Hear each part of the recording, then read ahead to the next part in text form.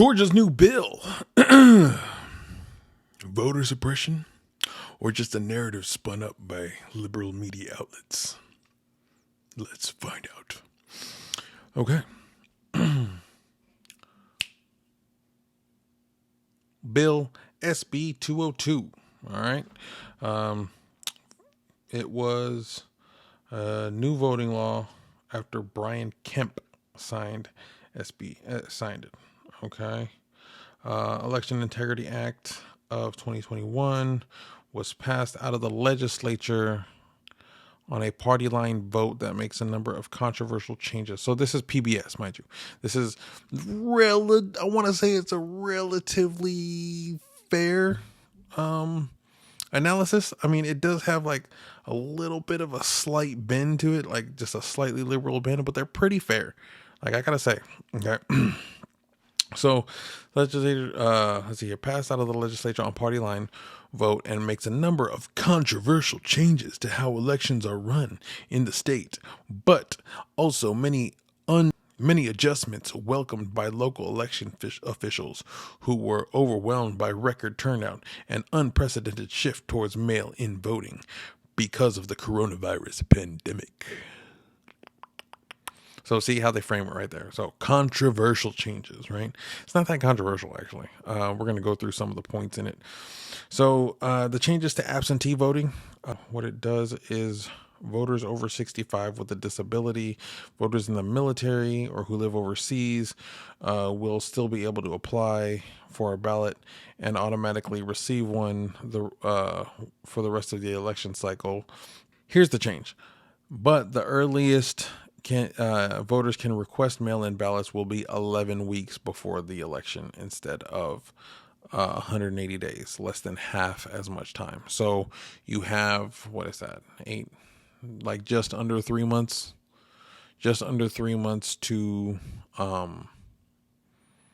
request a mail-in ballot. I don't see how that's a problem. That's like 3 months, my boy. I mean,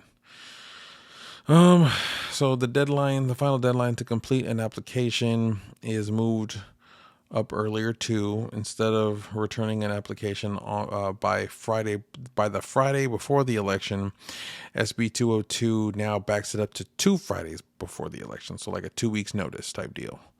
Republican sponsors of the bill and local election officials say that it will cut down the number of ballots rejected for coming in late because of the tight turnaround. Counties will also begin mailing out absentee ballots about 3 weeks later than before, starting 4 weeks before the election. So they'll start mailing them out a month before the election. Okay. Let's see here. Requesting and returning a ballot will also require new ID rules. Okay, so remember, they said it was controversial. Okay, controversial. All right, either your driver's license or state ID. And if you don't have those, a copy of acceptable voter ID. The law also allows applications to be returned online. Whoa, what? Okay, so it allows you to, what?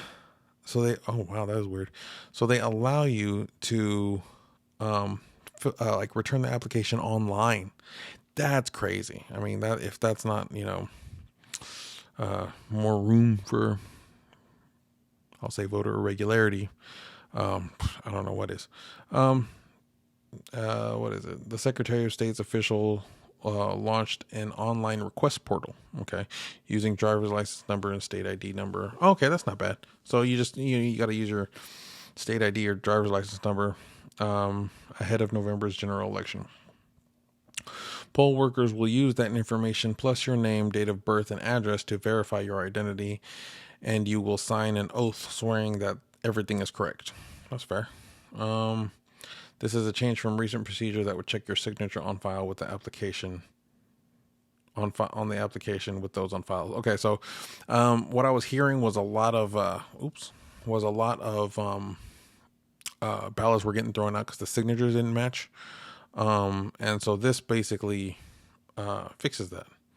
So it just verifies your, it verifies your name, date of birth, address, and you'll sign an oath to make sure that you're being truthful, which is fairly, I'd say, acceptable. All right.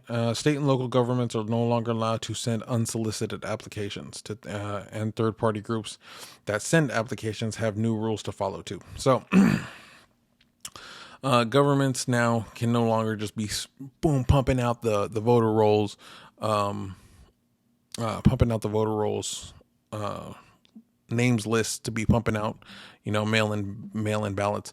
I would say that that's pretty good because they did that in California. I got my ballot here in Texas, and I also got a ballot in California, so I could have voted twice. You know what I'm saying? And I know a couple of people who did vote twice. Not for Trump, by the way. I'm not gonna say nothing, but a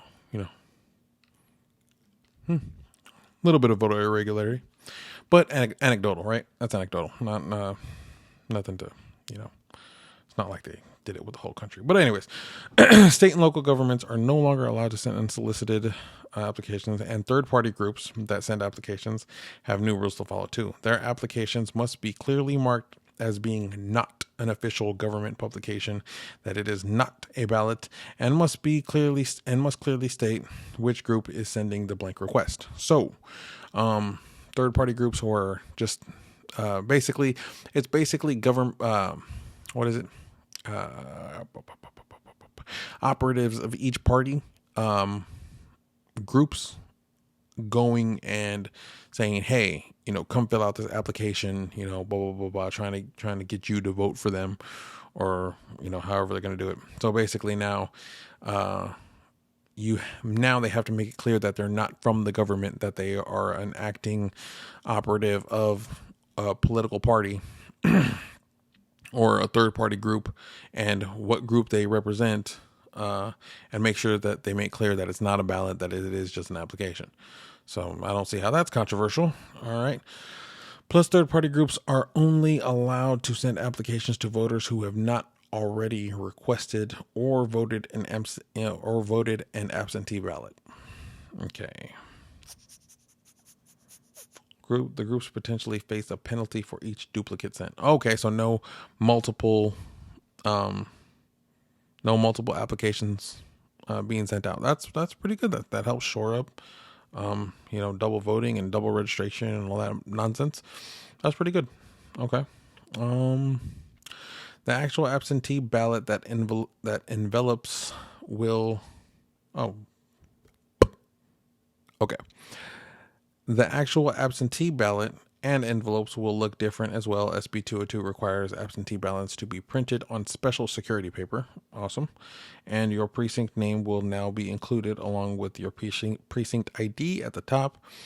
Once you fill out your choices by filling in the circles for your choices, you will place it in the envelope that will have your name, signature, driver's license, state ID number, blah blah blah blah, date of birth. And the envelope will be designed so that sensitive and personal information will be hidden once it is sealed. Military and overseas voters will have an additional set of absentee ballots mailed to them with their regular ballots ranked choice instant runoff ballots. Okay, Georgia's runoff ranked choice instant runoff ballots. Georgia's runoff will now be 4 weeks long instead of 9 weeks long, but federal law requires ballots and voters to be sent out by 45 days before federal election. Okay. So that's what, a month and a half? Federal law requires ballots to those voters be sent out by 45 days before the federal election. Okay. So a month and a half or longer.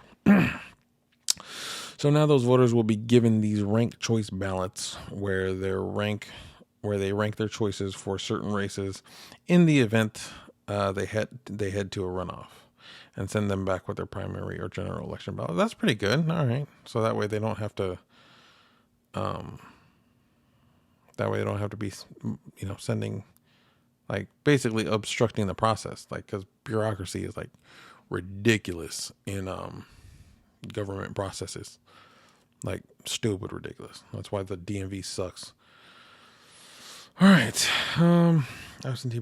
Okay, and now it'll also have secure absentee ballot drop boxes, which did not exist a year ago, are officially part of state law, but now without some new changes. The law now requires all 159 counties to have at least one drop box. Dropbox caps the number of boxes at one per 100,000 active voters, or one for every early voting site, whichever is smaller. The moves them inside early voting sites instead of outside on government property. Additionally, the drop boxes will only be accessible during early voting days and hours instead of 24/7. Okay. The state election board authorized drop boxes using the emergency rule process because of the coronavirus pandemic, and even if the process is now being tweaked, the board must provide more notice of proposed emergency rules and has much more limited scope in which they enact those rules. Okay. So far, I don't see anything super controversial. All right. I mean, other than now you're allowing you to register online or finish out register applications online. But I mean, they require your ID and all that jazz. So not too bad. Let's see here. Changes to early voting. One of the biggest changes in the bill will expand early voting access for more counties, adding an additional mandatory Saturday and formally codifying Sunday voting hours as optional. Okay, so that whole spin that they were doing, oh, they're closing them at 5 when people get off work, where they're also mandatorily opening these places on Saturday when people are off work. Now, I took the day off because I expected to run into a long freaking line in the 2020 election. Okay, so I took the day off from work to do that. I mean, it kind of sucked, but I did because I believe that that's a very important process, right? I believe our voting process is extremely important. So yeah, I voted. So I took the day off from work to vote. And and I was ready to wait all day in line if I had to. I'll do it at the DMV for my stupid ass registration fees. I'll definitely do it to exercise my right and duty as an American. So, I mean, but people don't have to take off work now. Now they can go on Saturday and Sunday if optional. So, I don't see the controversy. Okay, counties can have early voting as long as 7 a.m. to 7 p.m. or 9 a.m. to 5 p.m. at minimum. If you live in a larger metropolitan county, you might not notice the change. For most other counties, you will have an extra weekend day and weekday early voting hours will likely be longer. Okay, early voting hours are longer now. So how is this voter suppression? You're opening, you're making it longer. You're opening up more options. You're opening up a weekend day. How is this suppression? If anyone can tell me, how is it suppression? Okay. All right. If you live in Fulton County, you'll no longer be able to use one of 2 mobile voting buses the county purchased last year to help with long lines. While a 2019 omnibus allowed early voting sites to be more locations, including places that are normally election day polls. The Republican-led legislature has now written laws that expressly prohibits a mobile poll except during emergency declared by the governor. Okay. I mean, that's not controversial, really. So you'll no longer be able to use one of 2 mobile voting buses. Mobile voting buses. Can you pursue that? Well, 2009. Okay, so it sounds like these buses go around picking up votes. I mean, I've never heard of that. That's kind of weird, but okay. So you can't do that anymore. For polling place changes or closures, the law now requires better notice for those changes, including a 4x4 foot sign that shows where the new location is. Another new rule that affects both in-person early voting, in-person early voting, and election day voting would prohibit anyone except poll workers from handing out water to voters in line, and outlaws passing out food and water to voters within 100 feet of the building that poll serves. Okay, that serves as a poll inside a polling place or within 25 feet of any voter standing in line. Depending on the location, it is still possible for a third party groups to have food and water available, and it is possible for the lines to extend beyond 150 feet. Okay, so what they fail to mention, right, is the bus mentions it, or sorry, the bus, the bill mentions it as bribes, right? People aren't allowed to come, and here's where they exclude it in the law, right? Okay, so we're gonna go. Okay, so fuck, I just went through fucking what 73 pages of reading. Okay, but I found it. This is where they're banking all their fucking money on, right? Oh, they're trying to stop people from getting food and water in line. That's voter suppression. Holy shit, my eyes burn. Hold on. Wow, my eyes burn. Okay, I just read through 73 pages. I haven't speed read like that in like 11 years now. Okay, so this is section 33, subsection A. No person shall solicit votes in any manner or by any means or method, nor shall any person distribute or display any campaign material, nor shall any person give, offer, or participate in giving of any money or gifts, including but not limited to food and drink, to an elector, nor shall any person solicit signatures for any petition, nor shall any person or other than election officials discharging their duties establish or set up any tables or booths in any day in which ballots are being cast. Okay, so it's talking about bribing people, right? I just read the law, the specific law, right? No gifts, no money, and gifts including but not limited to food and drink to an elector. But it doesn't restrict poll workers. It doesn't restrict the actual, voting facility, the workers in there to give, food and drink to people to be like, hey, if you were waiting in line. The thing is they're spinning it as this is voter suppression to not, oh, these people are waiting in line. Yeah. You know what? I've waited like 8 hours in line at the DMV, and I still went to do my registration for my car. And I damn well sure will wait all day, and I'll take a day off of work in order to vote. Okay. It's not voter suppression.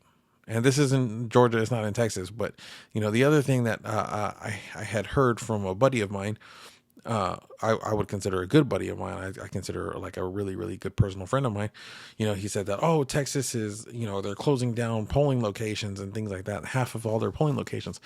Well, it's because we're stopped. And I read through like 8 different articles to get to this, but it's because we're no longer doing the, if a polling place is like right down the street from you, but it's on the county line and it's in a different county, you no longer get turned away when you go to that place. So they go to that place and they'd be like, no, you're not in this district. You have to go to your district, and say your district's like across town where it's like a, 45-minute an hour drive. Now I'm willing to make that drive. Yes. But they were getting a lot of complaints. And what the article waits to mention, like in paragraph like 23 or 30, is they've been getting a lot of positive feedback here in Texas about the new way of running things, because now no one's getting rejected from any of the polling places for not being in their district. So that's what they fail to mention. They don't fail to mention. They wait because they know you're not going to read all the way down to paragraph, 23, 35, whatever. They're going to let you read the headline in the first few paragraphs of their little sensationalism, and that's where they get you. But none of this is voter suppression. I'm going to end it right there because you know what? Yeah, it's still going. Hoo-wee. I thought it stopped. Okay. Yeah, I'm going to end it right there because you know what? Yeah, that's all I wanted to talk about today. I wanted to make it short. God, I spent 20 minutes reading. All right. I'm gonna have to cut all that reading out. This has been what's I gonna call this? I haven't decided. This is on the fly. I am the patriotic bean, and this has been Spilling the Beans. Nice. Working name, working title. All right. Peace, y'all.